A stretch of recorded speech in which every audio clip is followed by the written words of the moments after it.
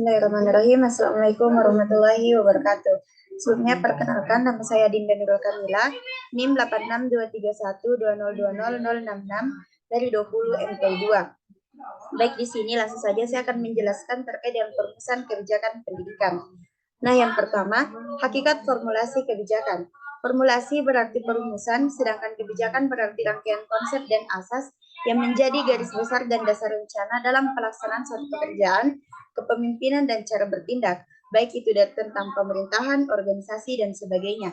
Pernyataan cita-cita, tujuan, prinsip, atau maksud sebagai garis pedoman untuk manajemen dalam usaha mencapai sasaran. Formulasi kebijakan pendidikan ialah usaha perumusan berbagai rangkaian konsep dan asas yang menjadi garis besar serta dasar rencana dalam pelaksanaan kegiatan pendidikan, sekaligus sebagai garis pedoman untuk manajemen atau pengelola pendidikan dalam usaha mencapai sasaran atau tujuan pendidikan yang diharapkan.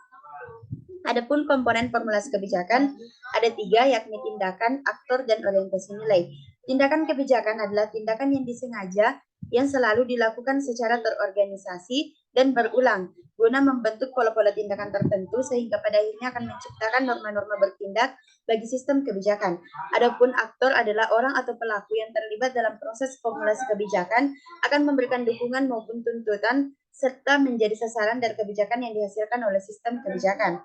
Dan yang terakhir yakni orientasi nilai. Proses formulasi kebijakan pada prinsipnya berhubungan dengan proses mengidentifikasi dan menganalisis nilai-nilai yang beraneka ragam, kemudian menentukan nilai-nilai yang relevan dengan kepentingan masyarakat. Dan selanjutnya yakni proses formulasi kebijakan pendidikan yang dimulai dari perumusan masalah kebijakan. Kegiatan ini merupakan upaya untuk menentukan identifikasi masalah kebijakan dengan terlebih dahulu mengerti dan memahami sifat dari masalah tersebut sehingga akan mempermudah dalam menentukan sifat proses perumusan kebijakan. Dan selanjutnya penyusunan agenda pemerintahan. Masalah publik yang telah diidentifikasi begitu banyak jumlahnya, maka para pembuat keputusan akan memilih dan menentukan problem yang mana yang seharusnya memperoleh prioritas. Dan selanjutnya yakni perumusan usulan kebijakan. Tapi ini merupakan kegiatan menyusun dan mengembangkan rangkaian tindakan yang perlu untuk memecahkan masalah. Ada beberapa caranya. Yang pertama identifikasi alternatif, yang kedua mengidentifikasi dan merumuskan alternatif, yang ketiga menilai alternatif, dan selanjutnya pengesahan kebijakan. Sebagai suatu proses kolektif, pengesahan kebijakan merupakan proses penyesuaian dan penerimaan secara bersama terhadap prinsip-prinsip yang diakui dan diterima. Dan yang terakhir adalah aktor dalam formulasi kebijakan. Aktor dalam formulasi kebijakan ada 8. Yang pertama legislatif, yakni sering dimaksudkan sebagai pembentuk undang-undang dan perumus kebijakan dalam suatu sistem politik. Dan yang kedua eksekutif, yang dimaksud dengan eksekutif adalah pelaksana undang-undang. Sedangkan administrator, yakni administrator tertinggi masing-masing departemen di negara-negara merdeka, umumnya memegang peranan penting dalam merumuskan kebijakan departemennya. Kemudian parpol atau partai politik adalah sekelompok orang yang terorganisir serta berusaha untuk mengendalikan pemerintah.